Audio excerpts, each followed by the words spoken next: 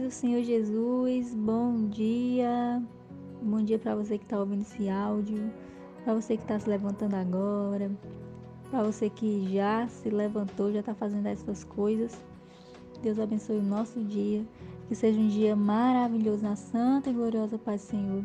Que o Senhor venha nos dar sabedoria, fortalecimento para enfrentar o que tiver que enfrentar no dia, em nome de Jesus. E nada melhor do que começar o nosso dia na presença do Senhor, lendo e meditando, absorvendo e praticando a sua palavra. Amém? Hoje a gente vai dar continuidade na leitura de Mateus. E hoje o capítulo é o capítulo 20. E pega a sua Bíblia, seu material de anotação, para anotar alguma dúvida ou algo que o Senhor falou, vai falar no seu coração, né, para deixar ali marcado, fixado, memorizado em nome de Jesus. E lembrando que esse trabalho, esse projeto, embora não venha alcançando, né, muitas pessoas, mas é para incentivar você a ter o hábito de ler a Bíblia, de meditar na palavra e ver que na verdade não é esse bicho de 7 cabeças que muitas pessoas acreditam que é a leitura da palavra, né? É bem simples, às vezes é devido à tradução, que traz algumas palavras diferentes, ou pouco usadas, ou pouco ouvidas, né? Então, sempre quando houver alguma palavra é legal ou olhar na outra tradução, ou olhar no dicionário, né? É muito fácil ver a palavra do Senhor.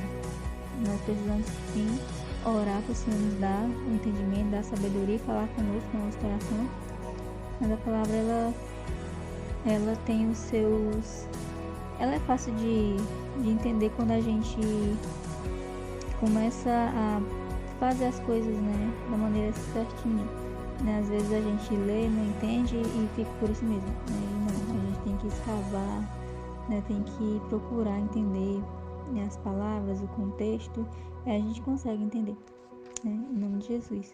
Então, vamos dar aqui prosseguimento à nossa leitura do livro de Mateus, capítulo 20, versículo 1 diz assim: Porque o reino dos céus é semelhante a um homem, pai de família, que saiu de madrugada a assalariar trabalhadores para a sua vinha. E ajustando com os trabalhadores a um dinheiro por dia, mandou-os para a sua vinha. E saindo perto de hora terceira, viu outros que estavam ociosos na praça, e disse-lhes: Ide vós também para a vinha e dá-vos-eis o que for justo. E eles foram. Saindo outra vez, perto da hora sexta e nona, fez o mesmo. E saindo perto da hora 10ª, encontrou outros que estavam ociosos e perguntou-lhes: Por que estáis ociosos todo o dia? Dizem-lhe eles: Porque ninguém nos assalariou. Diz-lhe ele: Ide vós também para a vinha e recebereis o que for justo. E aproximando-se a noite, diz o senhor da vinha ao seu mordomo: Chama os trabalhadores e paga-lhes o jornal. Aqui na minha tradução da minha Bíblia é jornal, mas em outras traduções é salário, começando pelos derradeiros até os primeiros. E chegando os que tinham ido perto da hora 10ª, receberam um dinheiro cada um.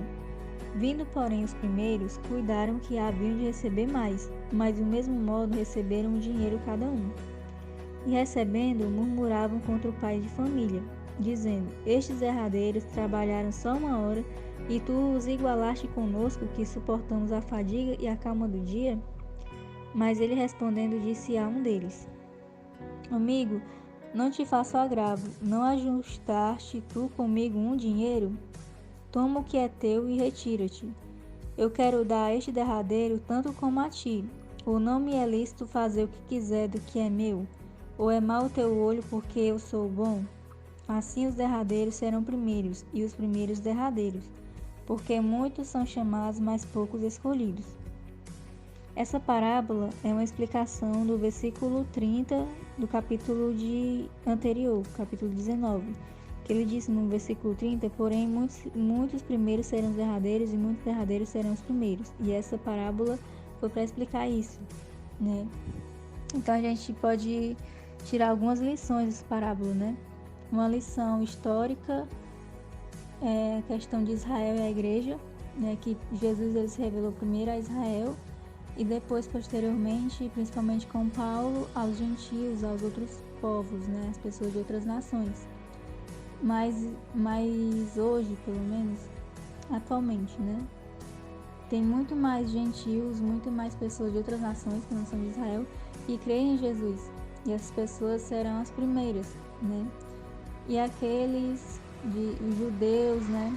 Ainda tem muitos que mesmo recebendo a Jesus, né, naquela época, sendo a primeira nação a receber, né, o Cristo, a palavra, a graça de Deus, muitos não creram, né? E estão crendo agora, né? Então é como se numa corrida o povo a igreja, né, que a igreja ela representa basicamente os gentios, né?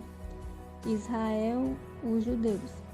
Mas todos nós, tanto o pessoal de Israel como de outras nações, que creem em Jesus, todos aqueles que creem em Jesus e andam na sua verdade, na sua palavra, né? Fazem parte da igreja do Senhor, de qualquer que seja a nação, qualquer que seja a sua origem, né? Mas em contexto assim histórico, mais tradicional, né, do estudo bíblico, quando se fala igreja, a gente está se referindo ao pessoal das outras nações, né? Israel é o pessoal mesmo de Israel, os judeus.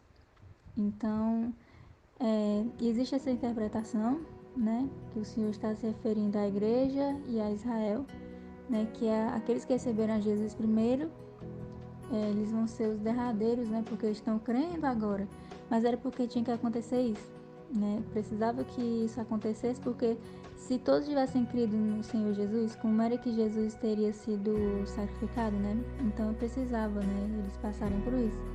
A gente vai ver um pouco mais sobre isso em Romanos, né, sobre isso.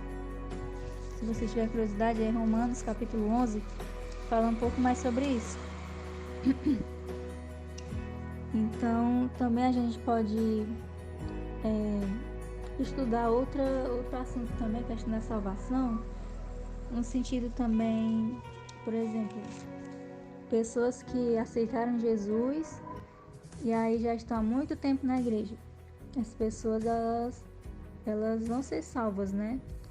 Digamos assim, em uma situação favorável, né? Porque tem muitas pessoas que estão na igreja, mas que não estão em Cristo, né? Mas digamos assim, uma situação favorável, né? Uma situação que é para ser na teoria, né? Uma pessoa que aceitou Jesus, ela já está faz muito tempo na igreja, então ela vai ser salva. E uma pessoa que aceitou Jesus e que não teve muita oportunidade de andar como cristão, de fazer parte da igreja, de congregar, né? Por algum motivo teve que passou por algum acidente, alguma coisa e teve que vir a óbito, por exemplo, né? Essa pessoa ela vai receber a mesma salvação daquela pessoa que já está há anos na igreja, né? Tem até um irmão da minha igreja que ele gosta muito de dizer, de achar que não, né? Que uma pessoa que já está há anos na igreja e uma pessoa que, por exemplo, no leito de morte aceitou Jesus, ele acredita que não, né? Mas primeiro, nós não devemos tentar determinar quem que vai ser salvo e quem não vai ser, porque é Jesus que sabe, né? Só o Senhor Jesus sabe do coração da pessoa, né? Tem muitas pessoas que aceitaram Jesus faz pouco tempo e tem muito mais vontade, muito mais zelo, muito mais Espírito Santo Senhor na sua vida do que aqueles que já estão há muitos e muitos anos na igreja, né? Então só o Senhor para conhecer e também pelos frutos, né? Mas isso, né, que esse irmão falou, biblicamente não é correto. Por quê? Primeiro, é o Senhor que vai saber do coração da pessoa, né, se a pessoa aceitou de coração ou não. E segundo, nós temos um exemplo muito claro, prático na palavra do Senhor, que foi quando Jesus ele foi crucificado, né? Ele foi crucificado entre ladrões. Um deles ficou tipo dizendo coisa com Jesus, mas o outro creu, né? Se arrependeu e disse que quando Jesus estivesse lá no paraíso, se lembrasse dele. E Jesus disse que naquele mesmo dia ele estaria no paraíso com ele. Então, ele tinha passado a vida toda, ele estava ali porque ele tinha roubado, tinha feito coisas ilícitas, né? Era um ladrão. E ele estava ali porque ele estava sendo acusado por isso, né? Ele estava em pecado, ele estava indo contra a lei, né? Ele estava errado. E mesmo assim, ele se arrependeu naqueles últimos minutos e ele foi para o paraíso, né? Então, ele recebeu a mesma salvação que aqueles que já estavam com Jesus há mais tempo, né? Então, nós temos esse exemplo prático. Então é isso aqui, né? Que a gente leu, né? Que alguns serão primeiros, mas serão derradeiros, e outros serão derradeiros, mas que estarão lá no céu primeiro do que aqueles que já aceitaram Jesus há mais tempo, né? E também a gente também tem que ver, assim, porque o outro irmão da igreja, ele fala assim, o argumento dele é assim: então quer dizer que eu aceitei Jesus, então se eu for lá pro mundo de novo, voltar pro mundo de novo, e querer depois de um tempo voltar, então eu vou receber a mesma salvação, né? Ele querem dizer isso, né? Então eu vou pro mundo voltar a pecar, porque eu sei que quando for mais pra frente eu posso voltar de novo, né? Mas isso é muito arriscado, né? A gente já viu, né, que o Senhor se preocupa muito com aquelas pessoas e se alegra muito daqueles que se afastaram e voltam. Por quê? Porque é muito difícil a pessoa ir para o mundo e voltar, né? Ele não vai fazer isso, esse irmão, né? Em nome de Jesus, ele não vai fazer porque ele ama a obra do Senhor, né? Mas aqueles que decidem, né, por conta própria, sair da presença do Senhor e voltar para o mundo, né? E se desviar, né? Deixar de congregar, deixar de fazer as coisas, né, que agradam o Senhor e começar a fazer as coisas do mundo, como o filho pródigo, né? Como aquele filho pródigo, né, que depois a gente vai ler, que ele saiu da presença, né, de seu pai e foi viver conforme o mundo, né? Depois se arrependeu, né? Muitas pessoas fazem isso e até se arrependem, mas não tem força para voltar, né? Então não é bom a gente arriscar, porque a gente não sabe o dia de amanhã. A gente não sabe até quando a gente vai estar vivo, até quando o Senhor vai nos dar uma chance, porque enquanto há vida há esperança. Mas a gente não sabe quando vai ser o nosso último suspiro, né?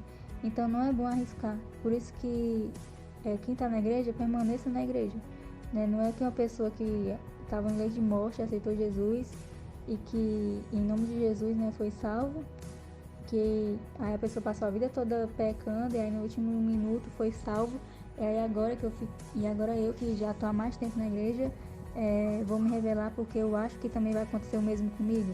Não sabemos nem quando vai ser o nosso dia e nem como vai ser, né, o nosso último dia, se a gente vai ter uma chance ou não. Tem pessoas que têm chance, tem outras que não, né? Tem outras que conseguem.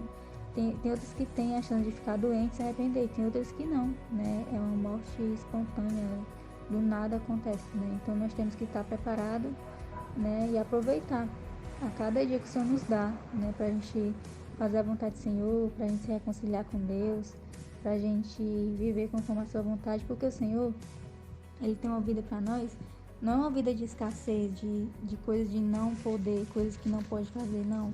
Você nos tem uma vida de abundância, não é essa abundância falsa do mundo, é mais uma vida realmente abundante, a gente realmente viver o nosso propósito, de viver a nossa essência, de viver a vida que realmente o Senhor nos deu, sabe? Então esse é o meu propósito, né? E eu acredito que muitas pessoas não sabem, mas esse é o propósito de cada um de nós, né? Nós vivemos a essência, né? A vida que o Senhor nos deu, né? A nossa essência. Cada um tem uma essência, que é a essência do Senhor. Nós temos a essência do céu. Muitas pessoas não sabem, mas tem aquilo que elas procuram tanto, né? Elas até conseguem assim alguma coisa, mas é temporário. Por quê? Porque nós, nosso íntimo, nossa alma, nós necessitamos do Senhor, né? Essa é a nossa essência, o nosso espírito, né? Então, quando nós encontramos ao Senhor, nós podemos viver a nossa melhor versão, a nossa essência, aquilo pelo qual nós somos chamados, nós somos feitos, né? Então, não é uma vida de abnegação, né? Mas é uma vida de abundância mesmo, de paz, de amor, né, de sabedoria, de alegria, da verdadeira alegria, né? A paz, o amor e a alegria verdadeiros, né? Não a versão falsificada, né, que o mundo tenta iludir as pessoas. Então, continuando assim, continuando aqui, né? Versículo 28. Mas que vos parece? Um homem tinha 2 filhos, e dirigindo-se ao primeiro, disse: Filho, vai estar. Vixe, peraí, tô lendo outro capítulo. Vou aqui, desculpa. Versículo 17.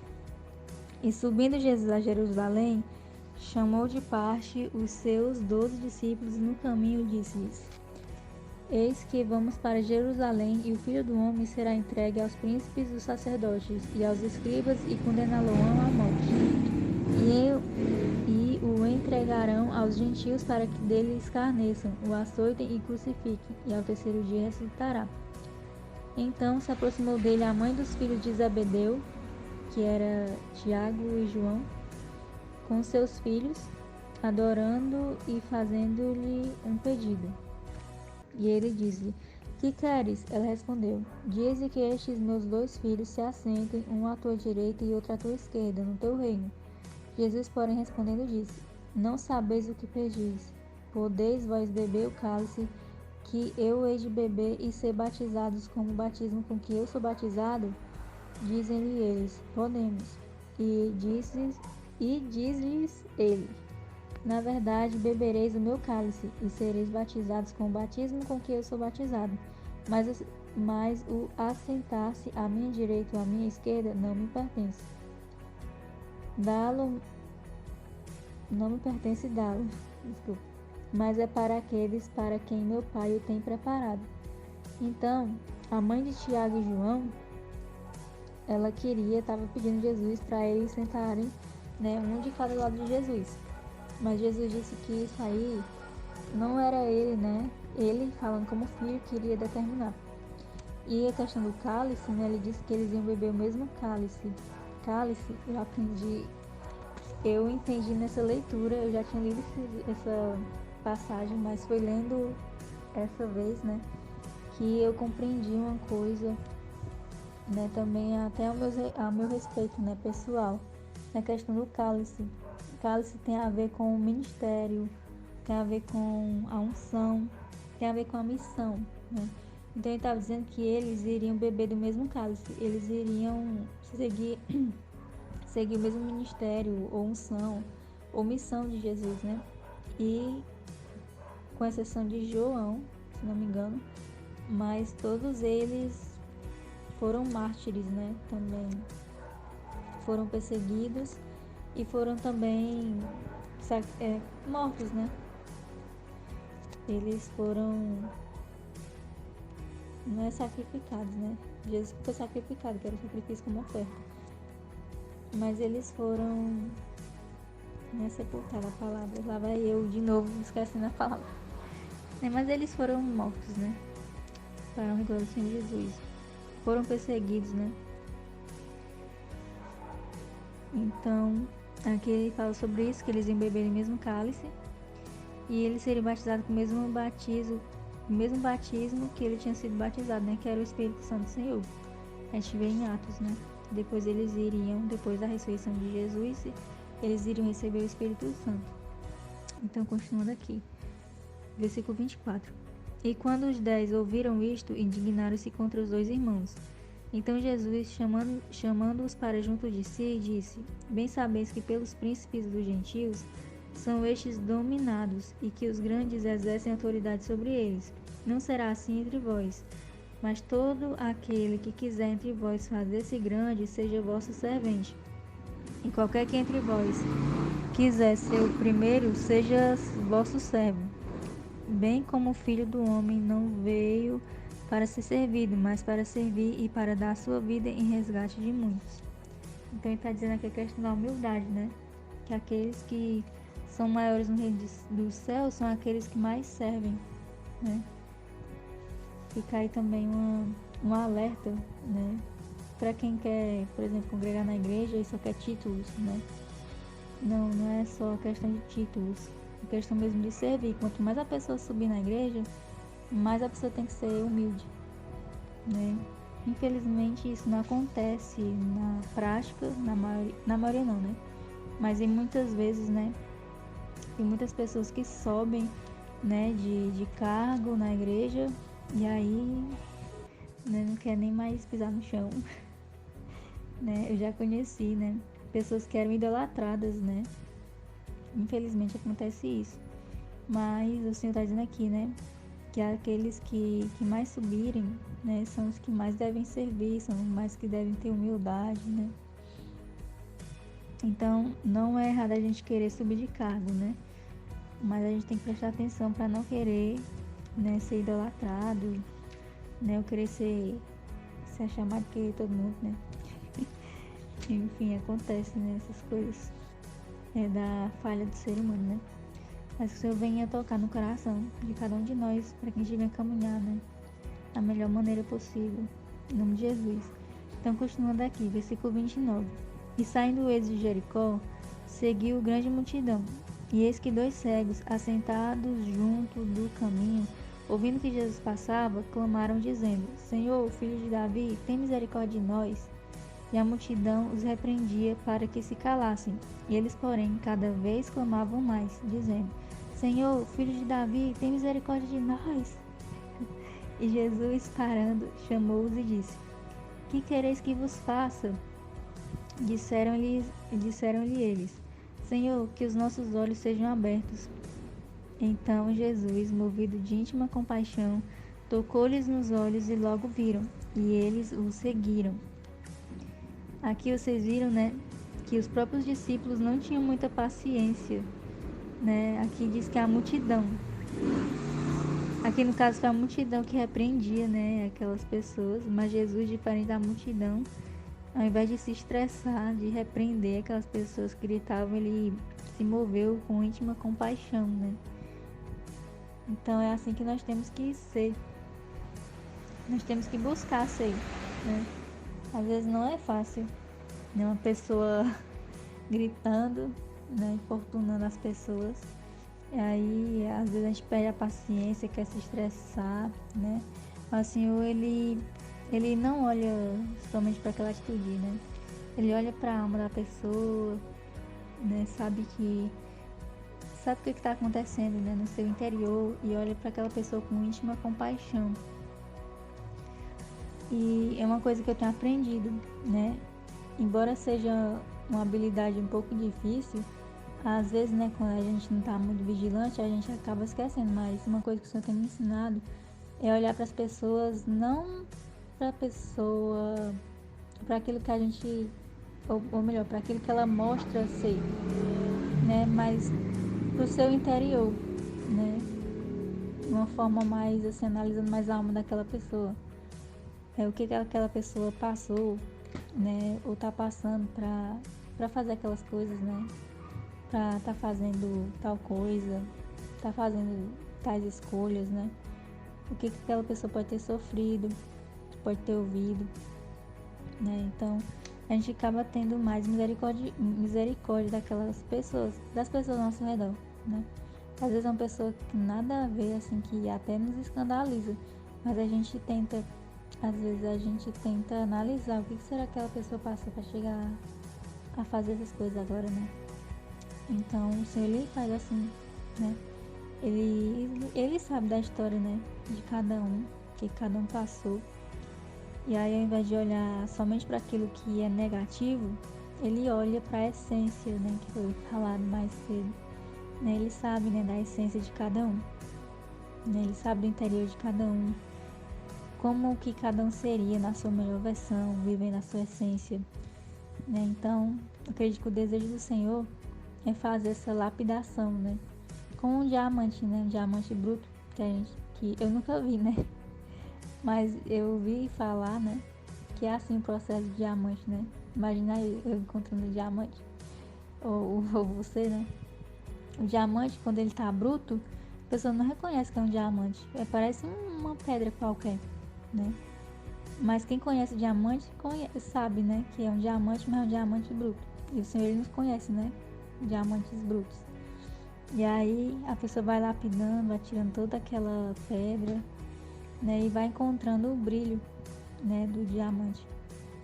Então é assim que o Senhor faz conosco também, né? Ele sabe que dentro daquela pedra existe um diamante, né? E aí ele vai lapidando, né, vai tirando todos aqueles excessos e vai dando o brilho, né, mostrando o brilho, né, na vida daquela pessoa. Então, é isso que acontece e que o Senhor veio também nos lapidar, né, que a gente venha brilhar cada vez mais, né, para a honra e glória em nome de Jesus. E brilhar de uma forma em que as pessoas vejam, né, Senhor, o reflexo do Senhor na nossa vida. Amém? Então, espero que a leitura tenha sido edificante, que você tenha aprendido um pouquinho mais e tenha lhe motivado a continuar lendo, né? Motive também outra pessoa a ler a palavra do Senhor.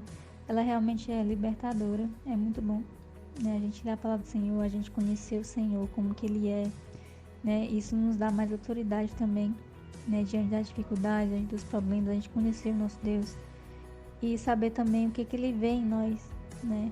O nosso valor em Deus, né? Fortalecendo nossa identidade e nos dando mais autoridade diante dos problemas, diante dos gigantes. Amém? Então, que Deus abençoe a sua vida, Deus abençoe a sua saúde, a sua família, o seu trabalho, ou a sua casa, trabalho no lar, trabalho na empresa, ou estudante, né? Deus abençoe todas as áreas da sua vida. Amém? Então, até a próxima.